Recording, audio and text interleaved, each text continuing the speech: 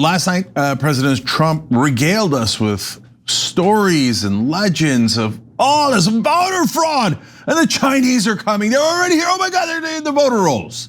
So I covered it last night, play by play. We always cover the president's speeches. You should always come and watch them here. So then I asked, well, look, we'll be fair. We're the fairest show in America. We'll look into the things that they put up on the website last night and come back and tell you about it. Is it true or not true?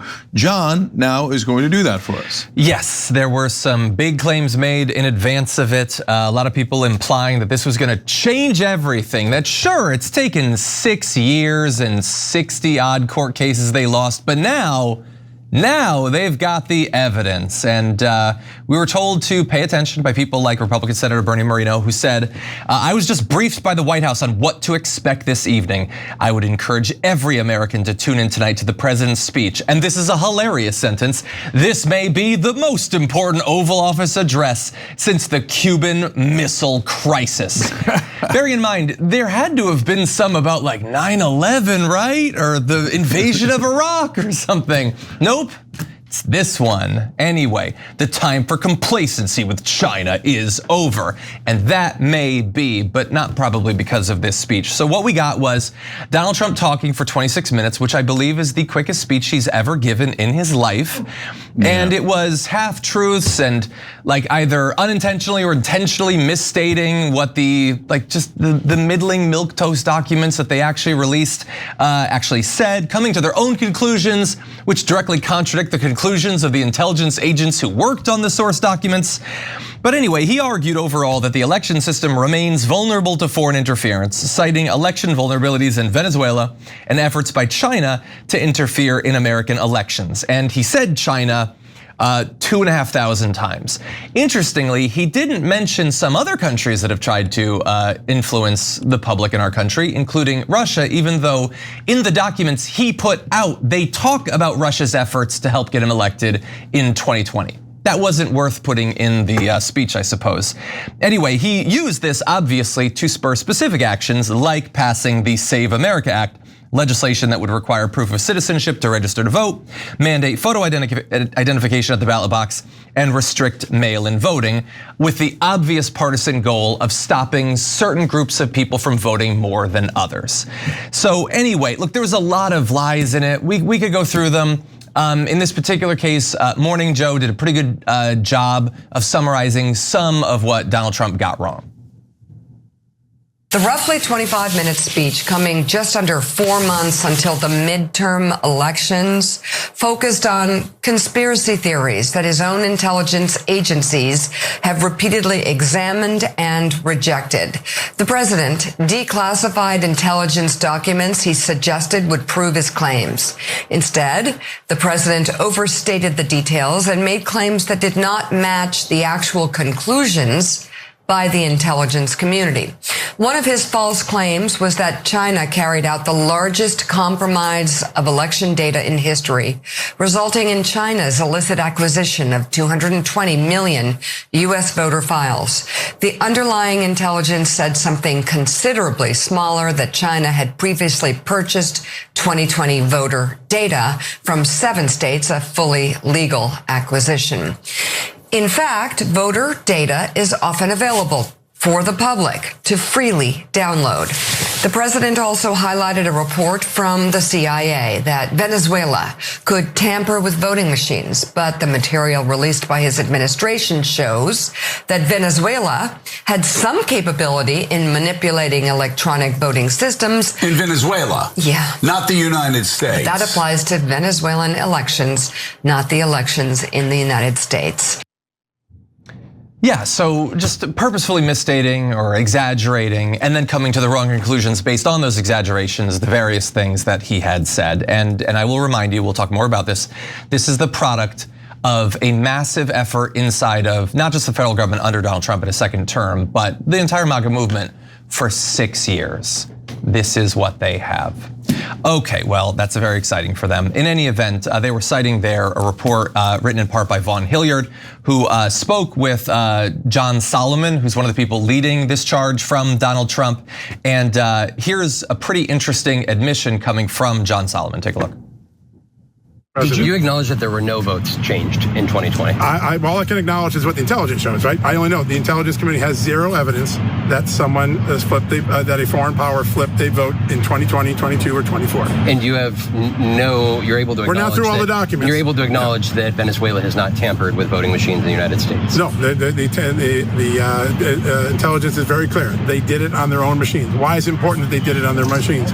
Their machine protocols are the same as America. Why? Because for a long time they did exactly. And so the 2020 election was in fact the results as the American public. I'm still researching, so let me. This is the first. But there's no intelligence. Not yet. There is no intelligence that the election would have said that Donald Trump was president. The president said that tonight.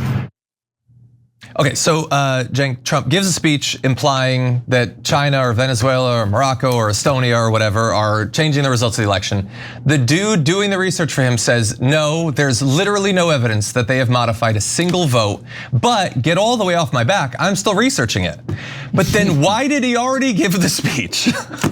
Yeah, well, that's a great point too. Let me come back to Mr. Research. So let's start out broadly, and then I'll get into specifics. Broadly, this is a twofer, maybe even a threefer. You've got to make sure you're getting your news from a range of sources that help you see the real story, not some biased version of the truth. That's why we've been relying on our partners over at Ground News. They're a small independent team who built an app and website that gathers news from across the political spectrum so you can compare coverage on any issue with data on each source's political bias, credibility, and even ownership. I found this headline through Ground News, and I think it's worth digging into. 2 January 6 police officers sued Trump to block $1.8 billion lawfare fund. Now, this is a pretty loaded headline, and when I look at it on Ground News, I can understand the story better than I can from the headline alone. Ground News shows me that over 300 sources covered this particular story, with only 12% of that coverage coming from right-leaning sources. Now, I can also see the distinct differences in how the left and the right frame this story. For example, this high factuality source on the left is calling this a $1.8 billion slush fund for the insurrectionists on January 6th, while this right-leaning mixed factuality source is calling this a lawfare victims fund. Same story, 2 completely different implications, but I wouldn't have that context without Ground News. We have a president who plays fast and loose with the facts, and too much of the media unfortunately does the same. But I think Ground News is solving that issue, and it's one we've talked about a lot on this channel. The overload, distraction, the missing context that's skewing our perspective of the news. So if you're tired of the chaos, we've got 40% off their Vantage plan. Just go to ground.news/TYT or scan the QR code. I really think it's worth checking out. What in the world was this about? Why did he even do it, right? I thought maybe he was gonna have some relevant news, like, I'm gonna tell you about elections, just kidding, we're invading Iran for the 18th time, right? And that would have been a relevant reason to do a national address. So instead it turned out to be like weak sauce propaganda. So number one, hey, if I do something to mess around with these elections, it's because remember, I was so worried about voter fraud, and remember I did that super important national speech about it, and that's why I was forced to do the voter fraud myself. So, you know, I'm kidding, but as I told you last time, we've told you many times, he says like voting by mail is disgusting and it's definitely fraudulent. And then he puts up a picture of him and his entire family voting by mail. Okay, they do it for every time. Every time. It's amazing, right? So, okay, the second is a foreign interference. Did you say Israel? No, China. China, definitely not Israel. Definitely, Israel's lobby is spending $50 million to buy a Senate seat in Michigan as we speak. They spent $32 million to buy a congressional seat in backwater Kentucky because one congressman on the Republican side had dared to criticize Israel. So, but no, not Israel, not Israel. China, they exist. Evil China, I already said China, they're evil, I proved it. No, you didn't, okay? So now, let's go to the specifics. Oh, you wanna know the threefer? I won in 2020. Okay, that's the threefer. So now, there's two things that they pointed out. I'm looking, guys, I try hard, John and I joke around about this sometimes. So everybody says, I'll never be fair to Trump. And I say, no, let's be fair, okay? We're largely kidding, but we are. We try really hard because if there's something that's relevant now, I don't want any voter fraud. Are you crazy? Progressives are the first to want to make sure that we have fair elections. The establishment hates us. We don't want them rigging anything. So the one thing was they bought the voter rolls. But they were publicly available. You could have bought those voter rolls. And if you had, they'd have done a giant address to the nation about you. Bob has bought those voter rolls like anyone could. Okay, so and then they had some quote from intelligence saying that China would prefer that Trump lose. Got news for you, a lot of people would prefer that Trump lose, okay? So, and by the way, a lot of countries wanted Trump to win, including Israel. Right? So they wanted Kamala Harris to lose in the last election and Trump to win. And one of the ways they did that was by giving Trump, through the Adelsons, over $100 million. China, China's not the one interfering. This whole thing's a joke. Okay, so we'll look through all the evidence, nothing but weak sauce. No evidence in there at all. That's why even his own henchmen, to John's point, Mr. Research is like, well, you know what? We're gonna look into this and get back to you. Then why'd you do the speech? And bro, you had 6 years to look into it. You had 61 court cases to look into it. I mean, how long are they gonna go on this? Is it under your pillow? We already looked there. We looked under my pillow and your pillow. We looked under everywhere. There's nothing. Stop crying. So, okay, now the final part is the part that is, to me, a little bit more hilarious. So he says, this nefarious, terrible things happened before the 2020 election. Wait, who was the president before the 2020 election? Oh, right, Donald Trump. So wait, this all happened during the Trump administration. So then why didn't you do something about it? That's why they put in the line in the speech about, well, the presidential daily briefings, they were doctored, And as I told you last night when I did the summary of it, yeah, because he wouldn't read the whole thing. So they had to limit it to a page, put pictures in it and his name all over it to read it. Okay, now let's say that you thought, well, okay, still nefarious. Really? Apparently Trump doesn't think it's nefarious because the guy who was in charge of the presidential daily briefings back then was John Ratcliffe. And what is John Ratcliffe doing now? Oh, Trump promoted him to the head of the CIA in this term. So he's stamp of approval. That guy who doctored the presidential daily briefings to not tell me what was happening, the evil things that were happening under my watch. I love him and made him the head of the CIA in charge of all the intelligence. Come on, come on. 100%. So if you believe what Donald Trump is saying, then he failed in 2020. Also on COVID, by the way, never forget that. He failed to secure our elections. And then Biden gets in and the Democrats don't do very well in the midterms. So, well, I guess they forgot to rig the midterms, I suppose. And then the Democrats lose in 2024. So even though the Democrats are in charge, I guess they didn't get Chinese help or whatever. And now Trump is back and all of a sudden it's an emergency again. It wasn't in the past two elections when a Democrat was in charge because the Republicans did well.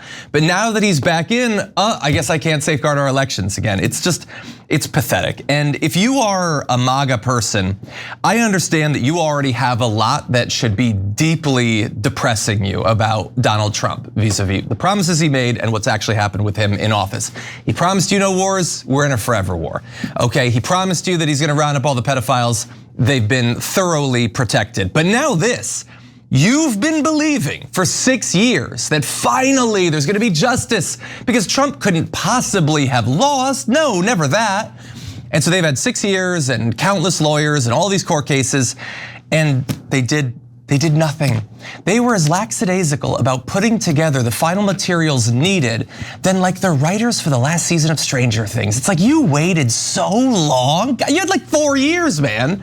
And so like you should be angry, not at Biden, but at Trump. I mean, you should wake up. The election wasn't stolen. Like seriously, like it's pathetic that you still believe that. But if you believe that, you should be so mad at Donald Trump for failing to come up with literally anything. He didn't point to any specific information that even a dim-witted, donkey-brained fool could believe actually resulted in Joe Biden winning the election.